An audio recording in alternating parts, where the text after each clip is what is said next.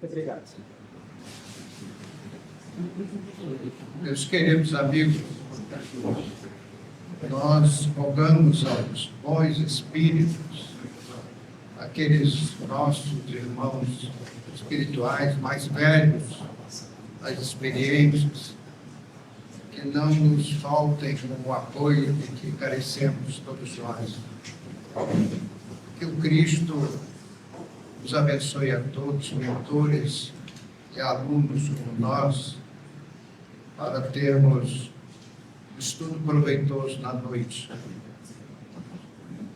É expressivo o número de espíritos que reencarnam na Terra com a missão de trabalhar o desenvolvimento da ciência.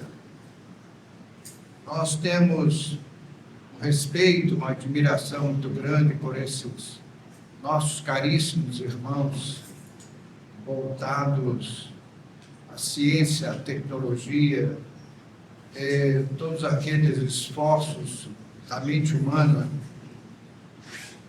A esses companheiros que tanto trabalham pelo desenvolvimento da vida planetária, a eles nós acreditamos o progresso, a evolução da nossa qualidade de vida.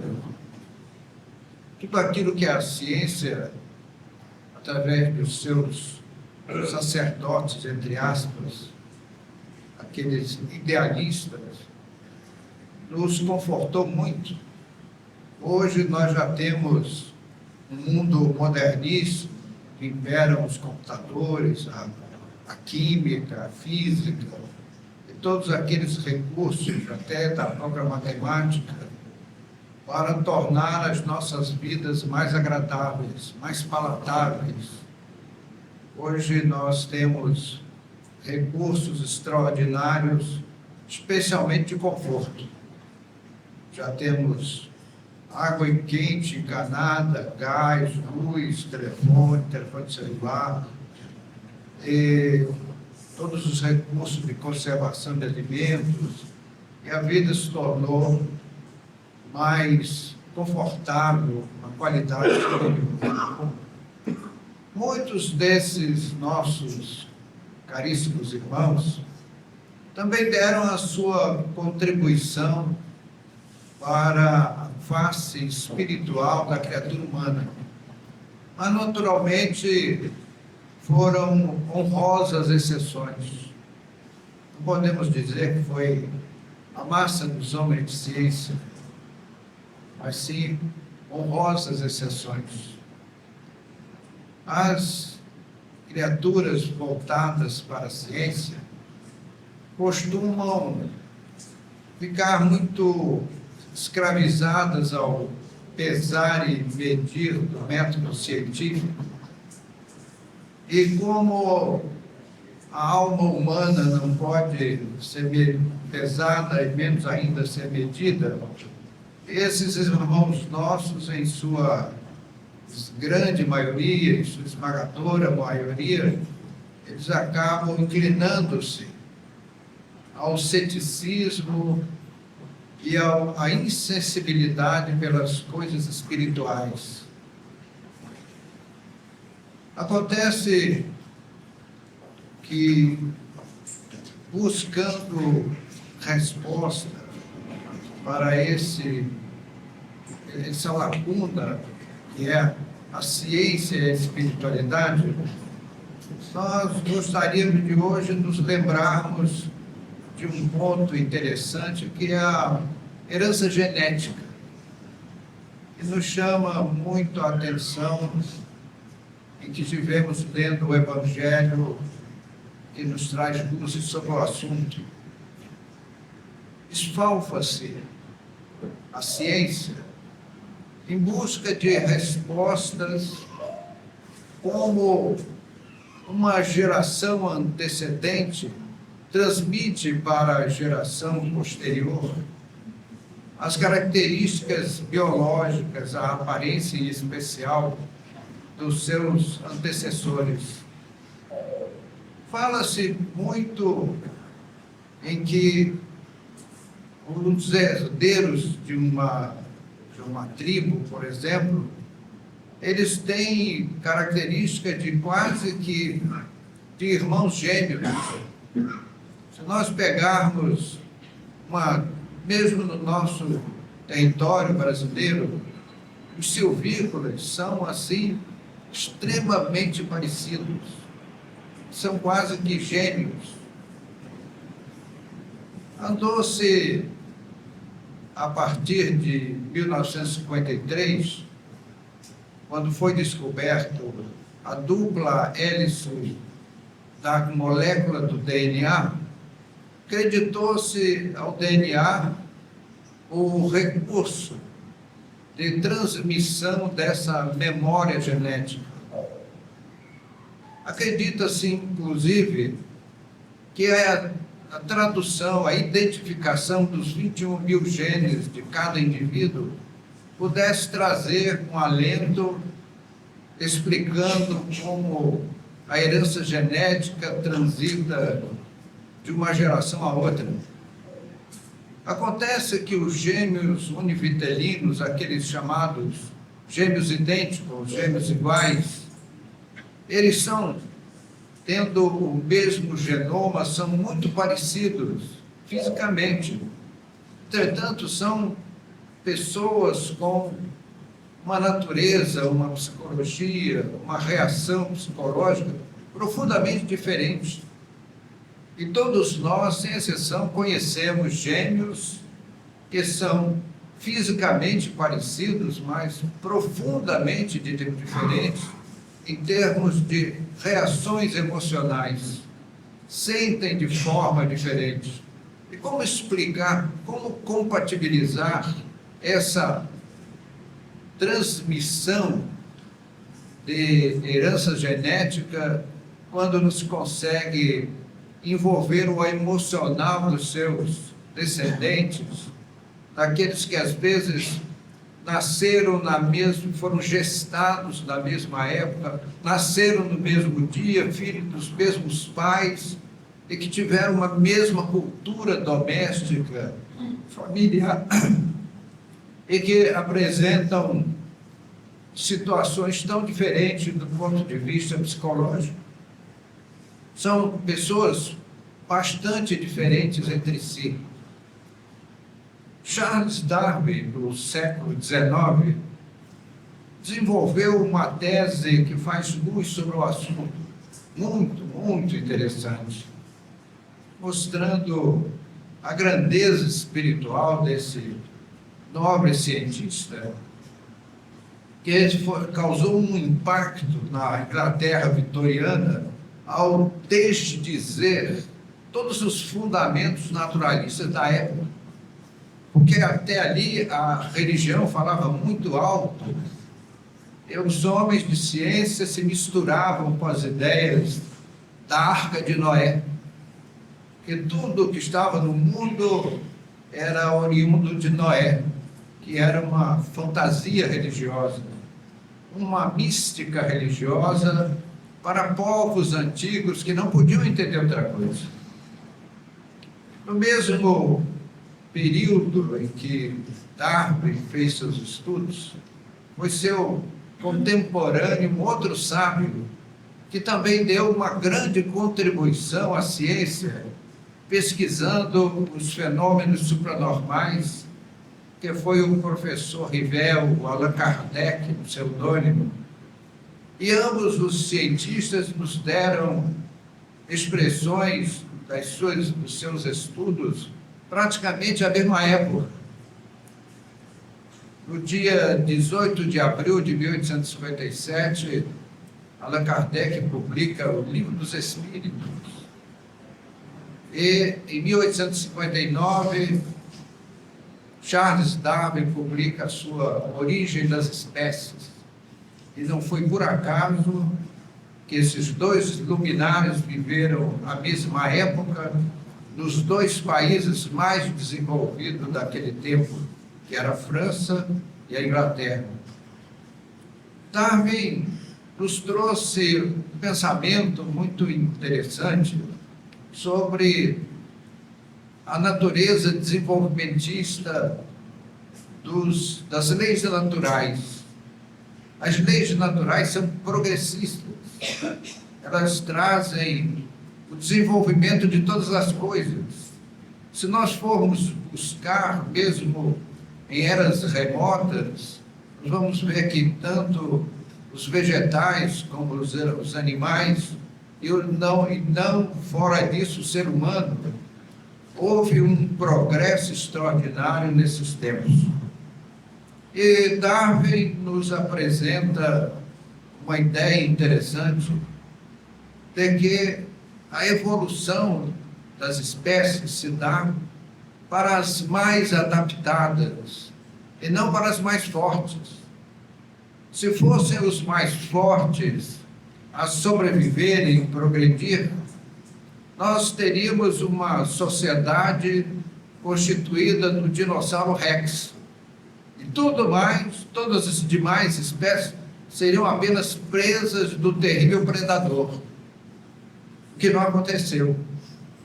Era um gigante ferocíssimo que era capaz de abater um grande dinossauro e devorá-lo nas suas entranhas com grande avidez. E como explicar que essa grande máquina de matar tenha desaparecido?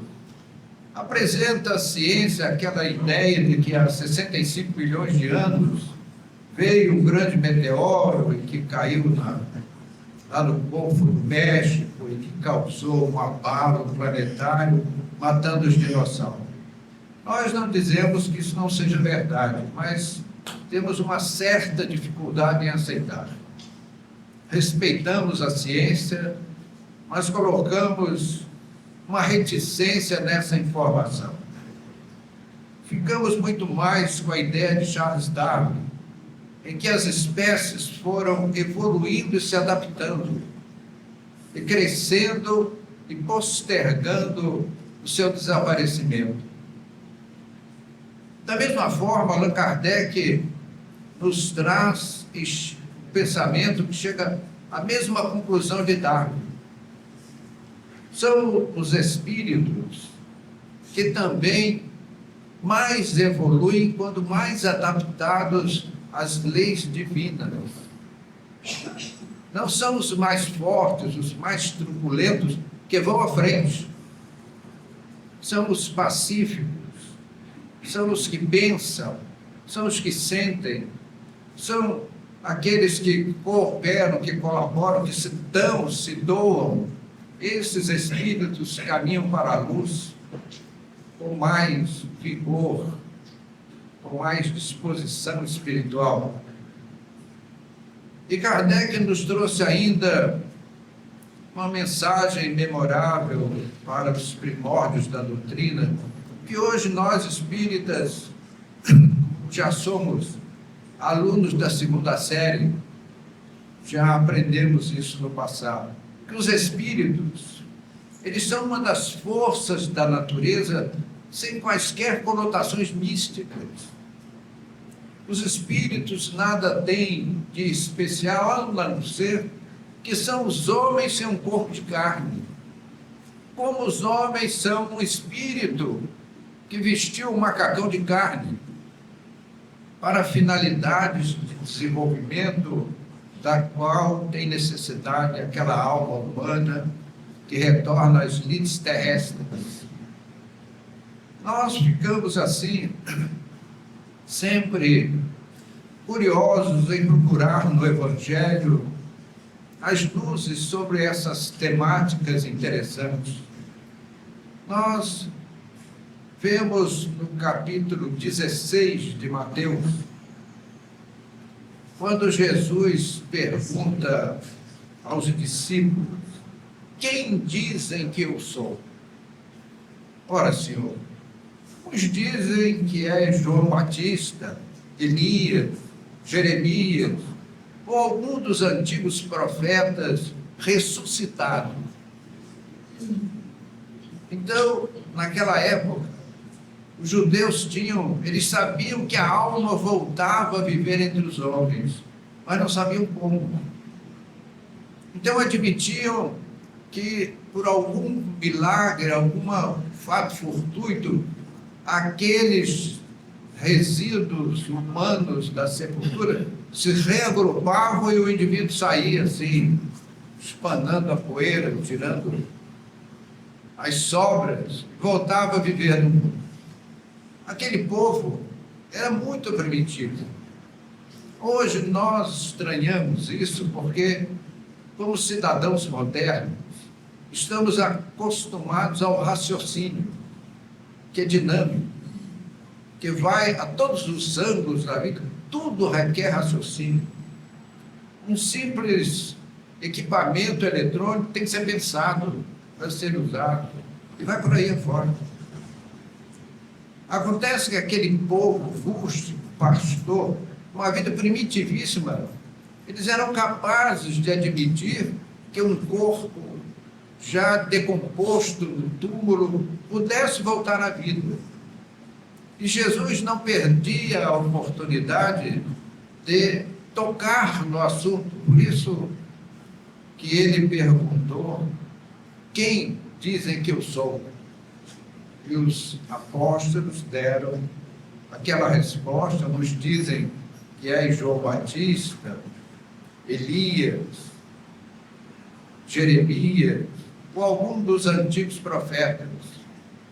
Então Jesus provocava para chegar à nossa coletividade de hoje, à posteridade, os comentários sobre a lei da reencarnação.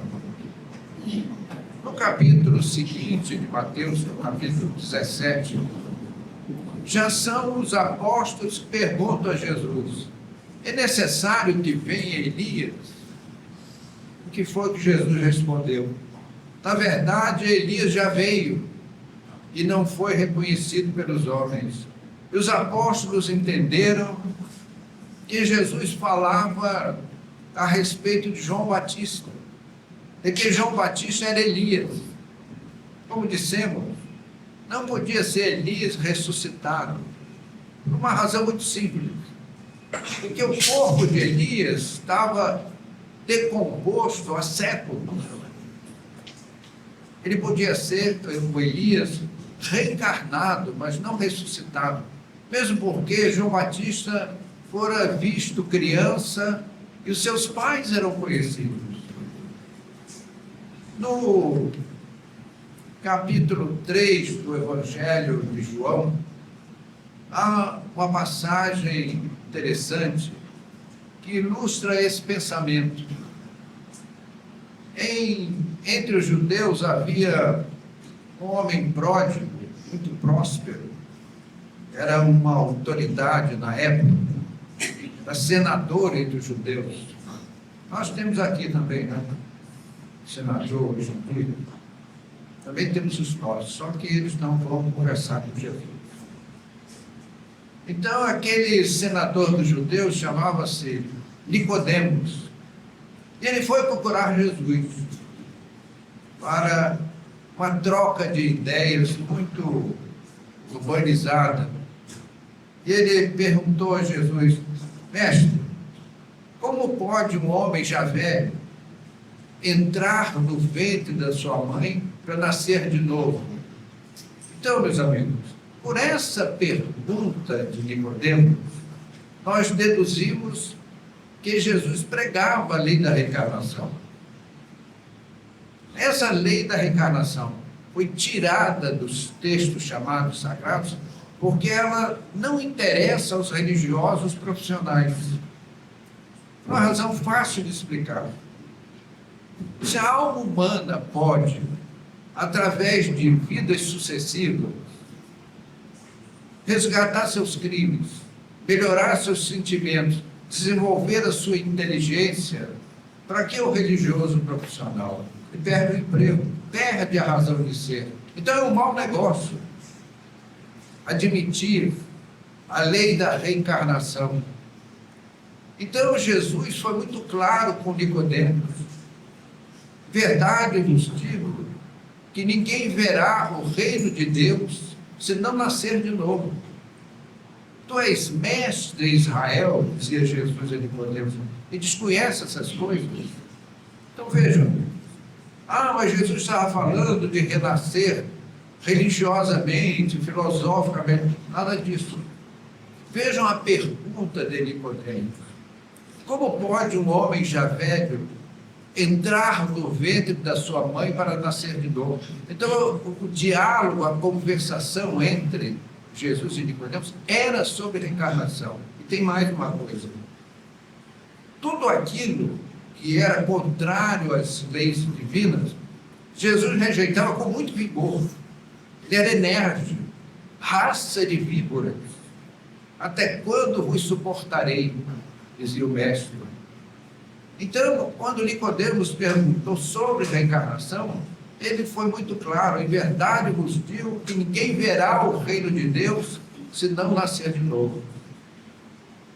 Então, meus amigos, completou ainda o mestre: o que é carne é carne, o que nasce da carne é carne, e o que nasce do espírito é espírito. Meus amigos, mas que coisa claríssima! Jesus separou espírito e matéria, corpo humano e espírito. Como dizia Paulo de Tarso, morre o corpo humano e nasce o corpo espiritual. Claríssimo. Paulo de Tarso referiu-se ao perispírito, ao corpo etérico, ao corpo astral, ou outro nome queiramos dar, que é o nosso corpo real, aquele que nós carregamos conosco há muitos milênios e vimos de cada encarnação fazendo o seu aperfeiçoamento.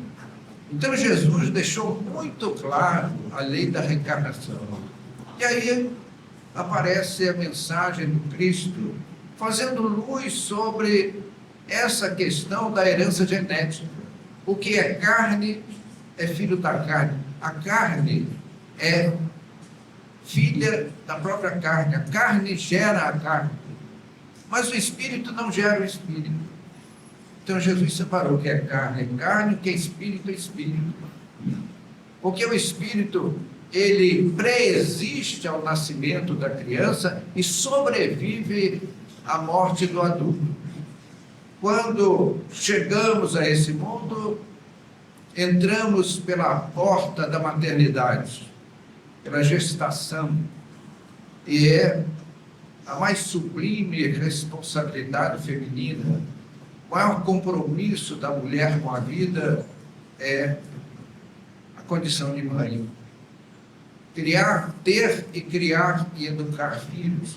Não basta criar, isso é educar. Cria-se galos, coelhos, carneiros. Nós não precisamos dar orientações éticas, morais, educacionais, culturais aos carneiros, aos cachorros, aos gatos. Aos filhos, sim. Porque eles são espíritos muito mais adiantados. Nós já passamos por essa fase há muitos milhões de anos. Hoje estamos no reino nominal. E nós precisamos mais do que roupa, cama, teto, alimentação e remédio. Nós precisamos de orientações, porque somos espíritos eternos mergulhados na condição de uma criança, que não é o caso dos amigos aqui presentes, embora pareçam pela sua jovialidade, mas somos pessoas humanas carentes de instruções, de aconselhamentos, e os filhos veem nos pais os seus iluminados até os 7 anos.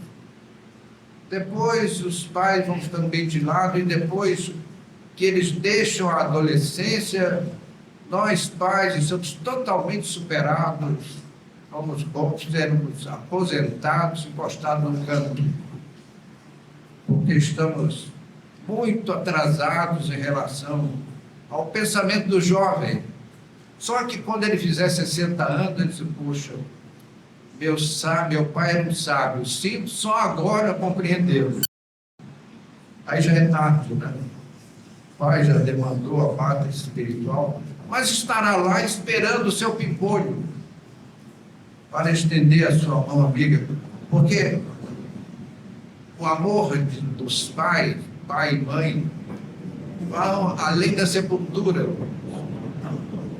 Aqui mesmo somos testemunhas de quanto esses pais desencarnados ficam felizes com a presença dos seus pupilos, aqui ouvindo esses comentários de alguém que apenas se esforça para fazer o melhor e contornar uma garganta que arde. Mas, graças a Deus, temos essa ajuda da espiritualidade para o trabalho realizado. Então, queridos amigos, Jesus trouxe luz sobre essa questão da herança genética. Não temos dúvida que a molécula do DNA guarda em essência as informações de um passado próximo ou remoto. Não temos dúvida. Mas, na verdade, quem influencia, quem nos traz uma herança, somos nós mesmos, porque nós somos herdeiros de nós mesmos. Nós conhecemos, quem não conheceu, uma história de uma família digna, superior, elevada, culta, e que de repente aparece um membro da família que é aquela ovelha desgarrada, escandalizando os pais, os entes queridos com comportamentos incompreensíveis, insociáveis, criminosos às vezes. Nós vemos isso com grande pesar. É o DNA, é a dupla hélice da molécula do DNA, são os 21 mil genes do indivíduo. Não, meus amigos. Como dizia Jesus, certamente o Cristo sabia que lá do ano 2013 os cientistas estariam fundindo os biólogos para saber como a memória genética passa de uma geração a outra. E aqueles gêmeos univitelinos, eu conheci alguns poucos casos, mas na minha infância e adolescência, tive a oportunidade de conviver com coleguinhas que eram gêmeos iguais. Era difícil distinguir um e outro. Claro que as crianças, com o tempo, descobriam os truques, sabiam sutilezas que faziam a diferença. Mas as pessoas adultas não conseguiam diferenciar. Mas que eram pessoas profundamente diferentes a nível de personalidade. Eu conheci dois meninos que um era introvertido, pouco falava, pouco sorria, pouco se comunicava. O outro era extrovertido, alegre, brincalhão. Mas eram duas cópias. Parecia que eles passaram numa copiadora e saíram duas cópias idênticas do outro lado. Entretanto, em termos de personalidade, e essa é uma das provas da imortalidade da alma. Tem que haver um pressuposto, algo que faça a diferença. Eles foram gestados no mesmo óvulo, desenvolvidos da mesma forma, na mesma época, tiveram os mesmos pais, nasceram na mesma data, na mesma casa, tiveram a mesma alimentação, a mesma cultura doméstica, entretanto, duas pessoas profundamente diferentes, duas cópias idênticas, do ponto de vista físico, mas da questão dos aspectos psicológicos profundamente diferentes. Então, meus amigos, essa é uma das provas da imortalidade da alma. E o dia em que a nossa respeitabilíssima ciência humana descer do pedestal e compreender as realidades da alma, que o homem não é simplesmente um aglomerado de células, há algo mais, e esse algo mais dê maior relevância. Nós damos muito valor às coisas físicas desse mundo, especialmente o dinheiro, que é o Deus que não tem ateus. As demais coisas materiais falam muito fundo a nossa alma, quando, na verdade, meus amigos, nós estamos em trânsito. Faz pouco tempo chegamos nesse mundo, éramos criança, bebê, depois um menino, um adolescente. Faz pouco tempo, né? Estávamos em plena adolescência, que coisa boa, não é isso? Forte, saudável, cheio de vigor. Tomava chuva e não resfriava. Passou-se o tempo. Hoje chegamos na curva descendente, no ocaso da vida. Declinamos. Estamos às portas do mundo espiritual. Mas eu não consigo entender como, a respeito disso, as pessoas não cogitam da sua realidade espiritual. Não buscam conhecer o que são. Há um manancial gigantesco, um rio caudaloso de informações sobre as regiões espirituais que cercam o planeta terrestre. E as pessoas passam com uma indiferença total e absoluta. Eu vou contar uma historinha para os amigos, para ilustrar esse pensamento. Nós fazíamos, à época, uma reunião de efeitos físicos, materialização de espíritos. E materializava-se um médico alemão, cirurgião. Ele fazia coisas assim inacreditáveis. Ele extraía pedras da vesícula, ele encostava uma bacia de água que tinha no local. Quando afastava, as pedras tiradas dos rins estavam na bacia. Era assim fantástico. E um dia, a pedido de uma pessoa amiga, nós introduzimos na reunião uma criança que estava muito doente. A menina era pele e osso. Ela foi levada pelos pais no colo e colocada na maca que existia na sessão. Fizemos a reunião, o espírito materializou-se, foi, examinou a menina, voltou para a cabine e voltou acompanhado de um ancião bíblico, que era o mestre espiritual daquele médico. Ele foi, examinou, falaram numa língua desconhecida para nós. E aí os dois voltaram para a cabine e o médico saiu com uma máquina e passou a aplicar. Era uma máquina trazida do mundo espiritual. Fazer aplicações na menina. E a menina foi melhorando rapidamente a cada tratamento. Ela foi melhorando até que um dia ela já estava tão bem que estava atrapalhando a reunião. Ninguém controlava mais a menina e os espíritos deram alta. Eu encontrei esse pai, depois que os espíritos deram alta da menina, eles nunca mais apareceram. O casal e a menina subiram. Eu encontrei, por acaso, na rua com esse cavaleiro. Eu falei, fulano, você não apareceu? Não, a menina deram alta, a menina está ótima, está com saúde. Mas vem cá, você não viu? Ah, eu vi. Pois é, aparecia aquela coisa lá. Olha, que coisa estranha, eu não consegui entender. Por isso eu não fui mais. Jesus é que dizia que não se deve dar pérolas aos porcos.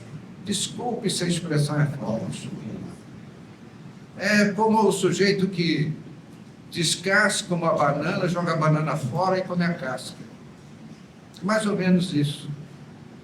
Como é que uma pessoa tem a chance de ver os espíritos tomarem forma física?